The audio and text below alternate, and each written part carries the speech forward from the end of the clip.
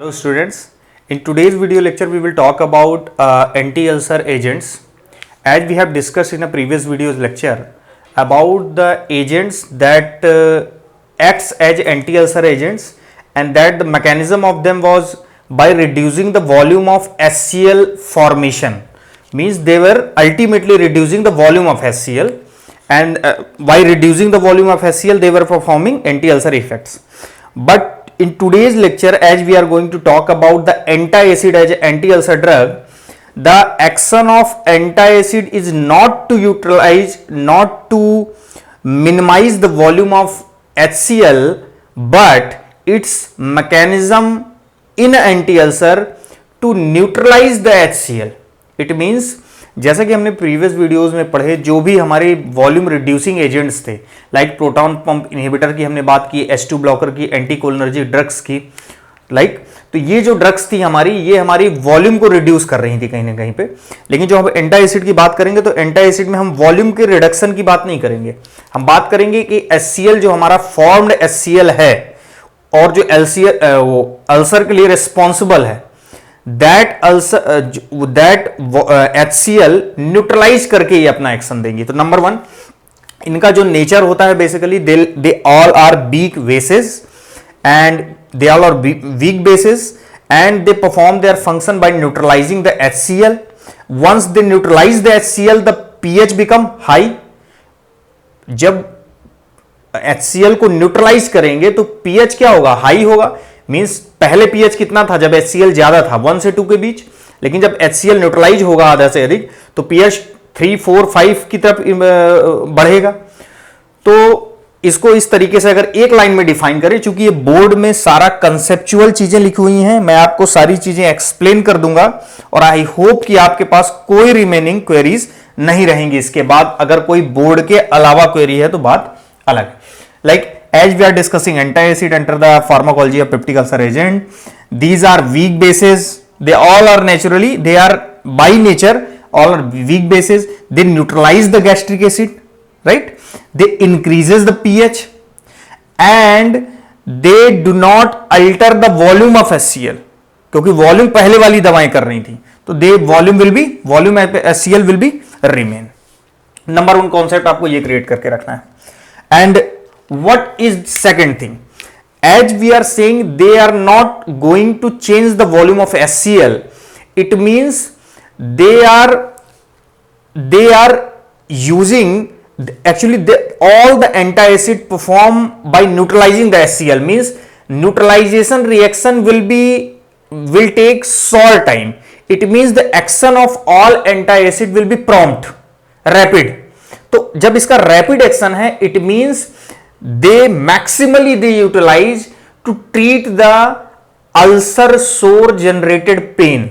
जो अल्सर में perforated holes होंगे due to the higher amount of HCl, उसमें जो पेन होगा उसको रिड्यूस करने के लिए, मींस अल्सर होल्स के फॉर्मेशन से जो पेन है उस पेन को, अल्सरेटिव पेन को ब्लॉक करने के लिए मैक्सिमली जो ड्रग हम यूटिलाइज करेंगे वो करेंगे एंटासिड. तो हम इसके लिए एक लाइन ये क्या बोलते हैं कि they provide the prompt relief in ulcer pain. Approximately कितना करता है? 30 to 60 मिनट्स में ये अपना एक्शन देते हैं. लेकिन 30 to 60 मिनट्स में देते हैं, लेकिन अगर इनको हम किसके साथ देते हैं?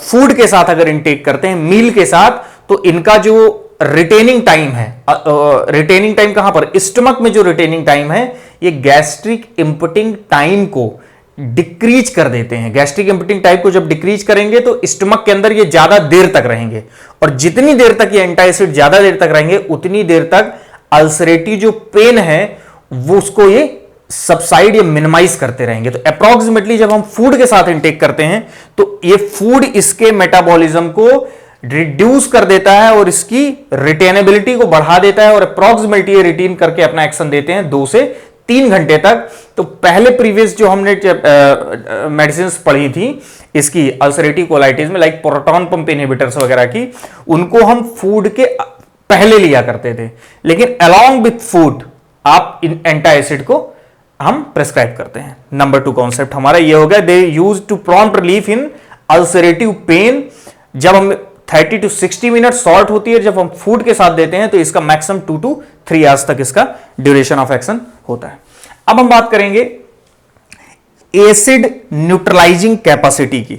देखिए, आपको जब आप एंटी अल्सर दवाएं पढ़ेंगे तो बहुत सी चीजें, कुछ कॉन्सेप्ट्स ऐसे होते हैं जो बच्चों को अगर पता है तो उस बेसिस पे बच्चे का जो एक उस पर्टिकुलर टॉपिक पे एक आप कह लीजिए कि जो एफिनिटी या एफिकेसी होती, एफिनिटी जो होती है उस बच्चे की ज्यादा होती है। तो आपको कई चीजें हैं जो जस्ट पैरेलल उससे टॉपिक से रिलेटेड है, वो भी यहां पे कवर्ड है।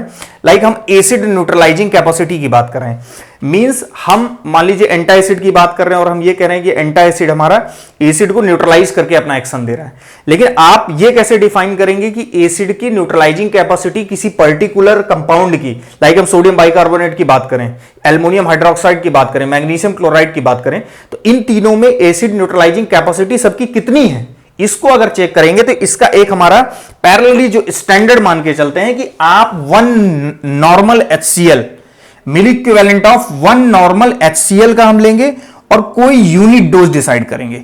वो यूनिट डोज पे अगर ये HCl न्यूट्रलाइज होता है और पीएच रेज होता है 15 मिनट में 3.5 तक पहुंचता है, 15 मिनट में 3.5 तक पहुंचता है, तो जो ड्रग इस प्रोसेस को, इस कंडीशन को फुलफिल करती है और जितना शॉर्ट टाइम में करती है, हम बोलते हैं वो एंटा एसिड उतना प्रॉम्प्ट एक्शन देगी। आपका आइडियली आप एसिड न्यूट्रलाइजिंग कैपेसिटी को किस तरह से डिफाइन करेंगे, what is acid neutralising capacity, क्योंकि एंटासिड में आपको एसिड न्यूट्रलाइजिंग कैपेसिटी का कॉन्सेप्ट क्या है ये पता होना चाहिए। Acid neutralising capacity defines actually the milliequivalent of 1 normal HCl along with the unit dose of what antacid, कि एंटासिड उसको न्यूट्रलाइज करके पीएच को जो रेज करने की हम बात यहां पे कर रहे थे, वही सेम बात पीएच को रेज करके 3.5 अगर 15 मिनट तक पहुंचा देते हैं तो हम बोलते हैं कि वो एसिड न्यूट्रलाइजिंग कैपेसिटी पे स्टैंडर्ड को फॉलो कर रहा है। ठीक, और अलग अलग इंडिविजुअल ड्रग का अलग अलग होगा, तो उस बेस पे हम सबका एसिड न्यूट्रलाइजिंग कैपेसिटी देखेंगे। तो उसके लिए आइडियल जो कंडीशन है वो ये है। अब हम बात करते हैं कि एसिड न्यूट्रलाइजिंग कैपेसिटी में, जैसे हमने बात की 2-3 वर्ड यूज किए, प्रॉम्प्ट एक्शन है इनका अल्सरेटिव पेन में, अल्सरेटिव परफोरेटेड जो होल्स हैं उनमें पेन में, और इनके एक्शन को हमने बात की। तो चूंकि ये होता क्या है कि एक एसिड को न्यूट्रलाइजिंग करके अपना एक्शन दे रहे हैं, और एसिड को जब न्यूट्रलाइज करके ये अपना एक्शन दे रहे हैं तो ये सडनली क्या करेंगे कि पीएच को रेज करेंगे। पीएच को जैसे ही रेज करेंगे, बढ़ाएंगे 4, 5, 6, 7 अप टू 7 तक लेके चले जाते हैं। ये जो एंटासिड है अप टू 7 तक लेके जा सकते हैं। जैसे कि हम अगर सिस्टेमिक एंटासिड की बात करें तो अप टू 7 तक ही, कई बार जो कि वो कंडीशन हमारे लिए वर्स भी होती है, लेकिन जस्ट एक आपको कॉन्सेप्ट पता होना चाहिए एसिड रिबाउंड क्या है, क्योंकि आप एंटा एसिड का कॉन्सेप्ट पढ़ेंगे, you should have a very clear concept of acid rebound. जिस तरीके से हम रिफ्लेक्स टैकिकार्डिया पढ़ते हैं, रिफ्लेक्स एक्शंस के बारे में पढ़ते हैं, उसी तरह एंटासिड के केस में हमारा वर्ड है acid rebound. What is acid rebound? देखिए, जब हम कोई एंटासिड देते हैं तो एंटासिड हाइड्रोक्लोरिक एसिड को न्यूट्रलाइज करके पीएच को रेज करती है, और ये जो प्रोसेस है ये काफी प्रॉम्प्ट होती है, फास्ट होती है। उस वजह से बॉडी क्या करती है, वो जब देखती है कि पीएच मैक्सिमली हो रहा है, 4 से इंक्रीज हो रहा है, 4, 5, 6, 7 की तरफ जा रहा है, उसकी एक सर्टेन लिमिट होगी हर कंपाउंड की अलग अलग। मींस जैसे ही पीएच प्रॉम्प्टली बढ़ता है तो बॉडी क्या करती है, चूंकि पीएच बढ़ रहा है, body of the homeostasis will try to maintain that earlier situation. उस पीएच को बढ़ते नहीं रहने देना चाहती है बॉडी, उसको मेंटेन करने के लिए again central nervous system vagally stimulate करता है through the vagus nerve, send a signal to the gastrin hormone to the G cell, and G cell is responsible for releasing gastrin hormone, and the gastrin hormone is responsible for releasing of hydrochloric acid। तो आपने एंटा acid किस लिए लिया, ताकि आप acid को neutralise कर सको। लेकिन जब हम एसिड को न्यूट्रलाइज करने की बात करने लगे और जब बात इस लेवल तक पहुंची कि इसका पीएच तो काफी बढ़ रहा है, तो पीएच बढ़ रहा है तो आपके सामने ड्रॉबैक एंटा एसिड का ये आया कि जब पीएच बढ़ रहा है तो सेंट्रल नर्वस सिस्टम स्टिमुलेट होगा, सेंस करेगा ब्लड के पीएच को, बढ़ेगा जो ब्लड का पीएच जब सेंस होगा सेंट्रल नर्वस सिस्टम के थ्रू, तो सेंट्रल नर्वस सिस्टम उसको मेंटेन करने के लिए जी सेल को स्टिमुलेट करेगा वाया द वेगस नर्व, और जब जी सेल को स्टिमुलेट करेगा then G cell is responsible for releasing of what, gastrin, and gastrin is again responsible for releasing of HCl। तो HCl को कहां हम उसको न्यूट्रलाइज करने की बात कर रहे थे और कहां गैस्ट्रिन का रिलीज से, गैस्ट्रिन के रिलीज के थ्रू फिर से HCl रिलीज हो गया। तो हम बोलेंगे कि ये क्या हो गया, एसिड रिबाउंड कंडीशन हो गई। मींस एसिड पहले से एसिड जो न्यूट्रलाइज होने के बाद एसिड फिर से बढ़ गया, मींस एसिड की रिबाउंड कंडीशन हो गई। तो आपको एंटा एसिड के चैप्टर में एसिड रिबाउंड का कॉन्सेप्ट ये बहुत क्लियर होना चाहिए। अब हम बात करेंगे कॉन्सेप्ट की, जैसे इसमें कोई बेसिकली ऐसा कोई टेक्निकल कॉन्सेप्ट नहीं है। एंटा एसिड दो टाइप के होते हैं, सिस्टेमिक, नॉन सिस्टेमिक। हम इनके डिवीजन में दो तीन पॉइंट्स को रखते हैं। लाइक हम अगर सिस्टेमिक एंटा एसिड की बात करेंगे तो इसमें हम बात करेंगे, बट ऑब्वियसली बात है अगर सिस्टेमिक एंटा एसिड है तो फास्ट एक्ट करेगा, वाटर सॉल्युबल होगा। तो हम इसमें बात करते हैं वाटर सॉल्युबल होते हैं, फास्ट एक्टिंग होते हैं। इनका जो ड्यूरेशन ऑफ एक्शन होता है, चूंकि ड्यूरेशन ऑफ एक्शन इनका कम टाइम के लिए होता है, वो किस तरीके से होता है वो अभी एक्सप्लेन करेंगे हम, क्योंकि ये पॉइंट अलग है। Duration of action come time के लिए है, उसको भी समझना होगा। और जैसा कि मैंने बोला सिस्टेमिक एंटा एसिड कहां तक पीएच को ले जा रहे हैं, अप्रॉक्सिमेटली 7 को। तो कुछ जो ये स्पेसिफिक पार्ट्स हैं वो आपको एंटा एसिड की ये चीजें आना ही चाहिए। ऐसा नहीं है कि एंटा एसिड आप पढ़ रहे हो और एंटा एसिड तो बहुत आसान है, एसिड को न्यूट्रलाइज कर दे रहा है और कर क्या रहा है, उसके बहुत सारे फंक्शन है, उनके टाइप्स का, एसिड रिबाउंड का ये कॉन्सेप्ट, आपको फूड के साथ क्या कॉन्सेप्ट है, आपको सारी चीजें आनी चाहिए। नंबर 3, ठीक है। अब हम बात कर रहे हैं सिस्टेमिक और नॉन सिस्टेमिक एंटा एसिड की।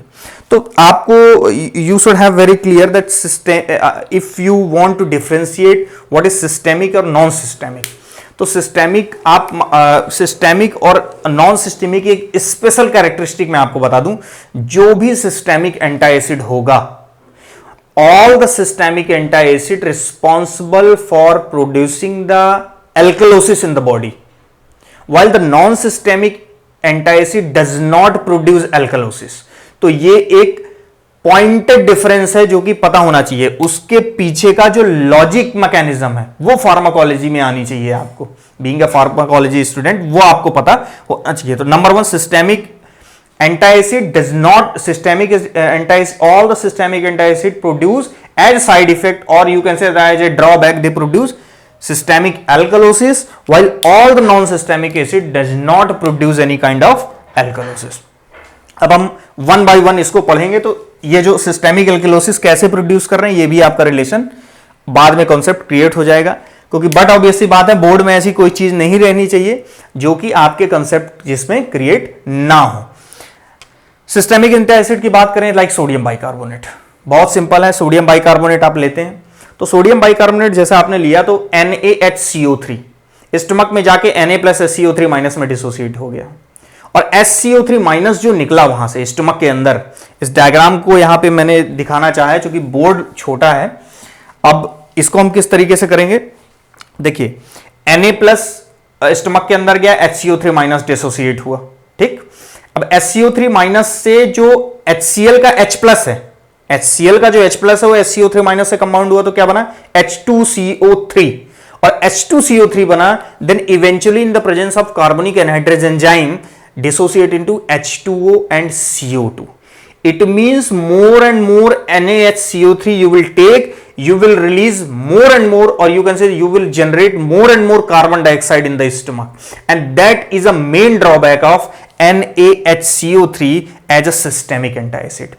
As more and more carbon dioxide will produce inside the stomach, and again अब CO2 प्रोड्यूस हो रहा है, Na अलग हो चुका है, तो Na जब नीचे जाएगा तो फिर से पैंक्रियाज बहुत अच्छा सोर्स है बाइकार्बोनेट का, तो वहां से जो पैंक्रियाटिक डक्ट के थ्रू इंटेस्टाइन में बाइकार्बोनेट आ रहे हैं, उससे जो इनकमिंग सोडियम है वो सोडियम NaCO3 फिर कंबाइंड होगा और ये दोनों इंटेस्टाइन से फिर से बॉडी में एब्जॉर्ब हो जाएंगे, ये एक्सक्रीट नहीं होंगे। जब बॉडी में एब्जॉर्ब होंगे तो बट ऑब्वियस सी बात है कि ये NaCO3 आपने बाहर से लिया है, इट मींस ये बेस है, और बेस को जब आपने बाहर से लिया और इवन वो एक्सक्रीट ना हो कि फिर से क्या हो गया, रीएब्जॉर्ब, तो वहां पे आपकी ये कंडीशन बनेगी कि ज्यादा से ज्यादा क्या होगी आपको, चूंकि आप बेसिसिटी बढ़ा रहे हो ब्लड की, तो that means you are inducing condition like alkalosis. तो ये इसका आपका प्रूफ है कि how systemic antacid produce alkalosis for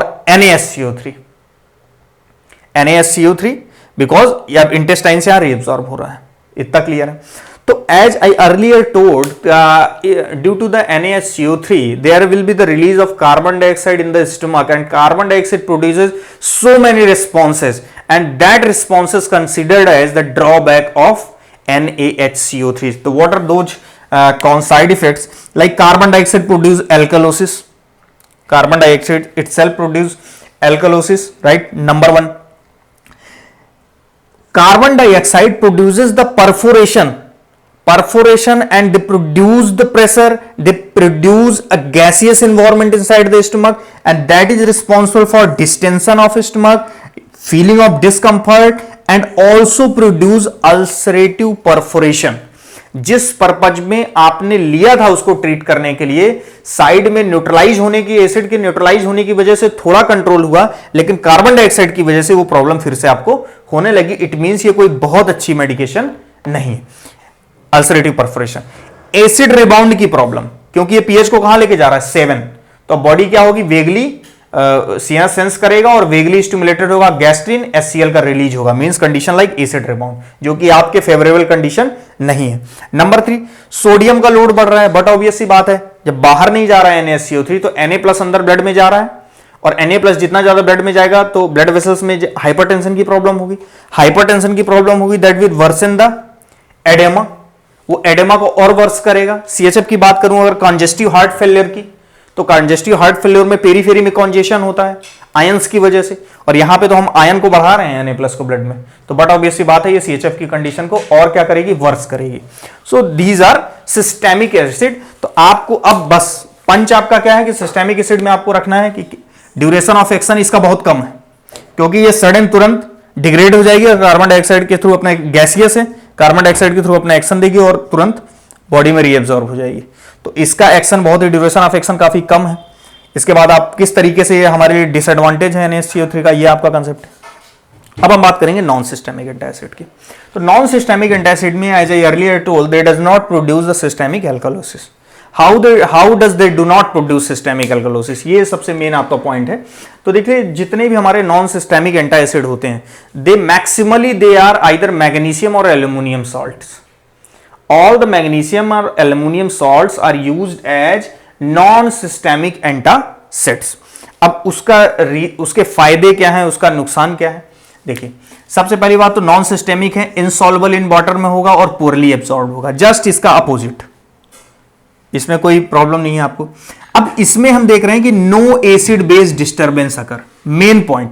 जबकि हमने सिस्टेमिक में क्या बोला कि they were increasing the condition of alkalosis, then how they do not produce the disturbance in basicity or alkalinity. Look, like we have taken what, MgOH2, magnesium hydroxide, right? Magnesium hydroxide as a non-systemic antacid you take, and once it reaches in a stomach, it become into magnesium chloride, MgCl2.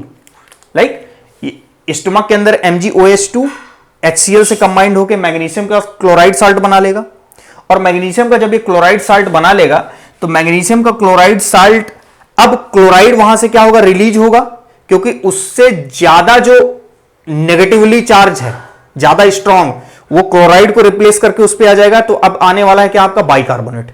तो Mg अब किससे combined हो जाएगा, HCO3 से, right. तो MgCO3 H2CO3 से क्या बन जाएगा, MgCO3, मैग्नीशियम कार्बोनेट. और जब मैग्नीशियम कार्बोनेट बनेगा तो मैग्नीशियम कार्बोनेट रिलीज हो जाएगा. इट मींस अभी इसमें पॉइंट क्या निकल के आया, देखिए आपने मैग्नीशियम हाइड्रोक्साइड लिया जो कि मैग्नीशियम का क्लोराइड बनाया, और मैग्नीशियम का क्लोराइड बनने के बाद जब ये इंटेस्टाइन में आया तो मैग्नीशियम का कार्बोनेट बन गया, ये अब एक्सक्रीट हुआ.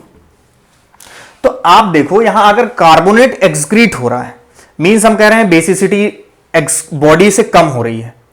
तो अगर बेसिसिटी कम हो रही है एक तरफ, और दूसरी तरफ आप यहां पे क्या पर्पज लिए थे, MgCl बनने का पर्पज क्या था कि आप एसिड को क्या कर रहे हो, न्यूट्रलाइज कर रहे हो. इट मींस एक तरफ तो हम एसिड को कम करने की बात कर रहे हैं, वॉल्यूम को कम करने की बात नहीं, एसिड को न्यूट्रलाइज करने की बात कर रहे हैं, एसिड के इफेक्ट को कम करने की बात कर रहे हैं. दूसरी तरफ हम बेसिसिटी को भी एक्सक्रीट आउट करने की बात कर रहे हैं. मींस बेसिसिटी को एक्सक्रीट तो ऐसे नहीं होगी, बेसिसिटी वो मतलब वो है एक एडजेक्टिव है. तो MgCO3 आप बेसिसिटी को भी रिड्यूस कर रहे हैं बॉडी को, मतलब एसिडिटी को भी रिड्यूस किया, बेसिसिटी को भी रिड्यूस किया, तो ओवरऑल चेंजेस क्या होंगे? बैलेंस्ड। अब जब बैलेंस चेंजेस होंगे then no acid base disturbance in the body will occur, it means there will not be the production of systemic alkalosis, right. तो एक पॉइंट तो ये है आपका। नंबर 2, अगर हम बात करते हैं कि किस तरीके से एल्युमिनियम सॉल्ट और मैग्नीशियम सॉल्ट की हमने बात की, तो इसका जो मेन कोर कॉन्सेप्ट है वो डायरेक्ट आपको मैं समझाता हूं। देखिए एल्युमिनियम सॉल्ट और मैग्नीशियम सॉल्ट, एल्युमिनियम सॉल्ट और मैग्नीशियम सॉल्ट में सबसे मेनली जो डिफरेंस आएगा वो ये आएगा कि एल्युमिनियम सॉल्ट का जो साइड इफेक्ट है वो कॉन्स्टिपेशन है, जबकि मैग्नीशियम सॉल्ट का डायरिया है। तो अब ज्यादातर बच्चों में ये कंफ्यूजन कंसेप्चुअल होता है कि ये ऐसा क्यों हुआ कि मैग्नीशियम सॉल्ट डायरिया प्रोड्यूस कर रहा है और एल्युमिनियम सॉल्ट कॉन्स्टिपेशन यूज कर रहा है। तो देखिए इसकी क्या वजह होती है।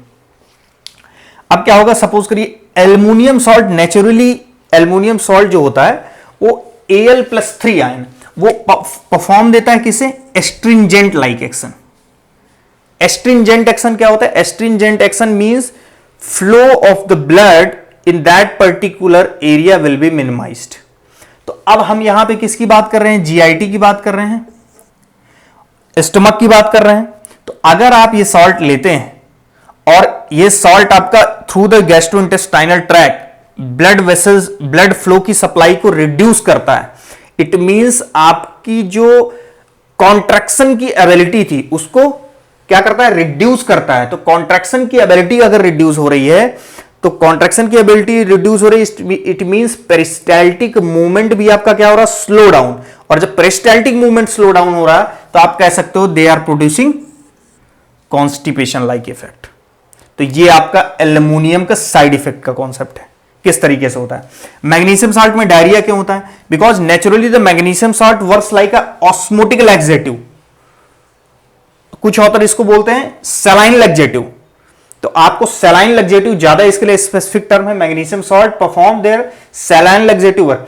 क्योंकि अब जो बट ऑब्वियसली बात है, कोई भी अगर लैक्सेटिव है तो वो क्या करेगा? ज्यादा से ज्यादा वाटर को होल्ड करके रखेगा इन द इंटेस्टाइनल ल्यूमेन, ज्यादा से ज्यादा होल्ड करके रखेगा। और एक चीज कह सकते हैं कि वाटर को इंटेस्टाइन के थ्रू एब्जॉर्ब नहीं होने देगा।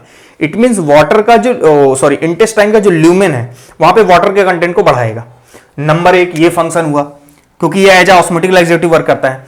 और नंबर 2 ये साथ ही साथ कोलिसिस्टोकाइनिन को एक्टिवेट करता है, जो कि इंक्रीज करता है इंटेस्टाइनल मोटिलिटी को और फ्लूइड सिक्रीशन को।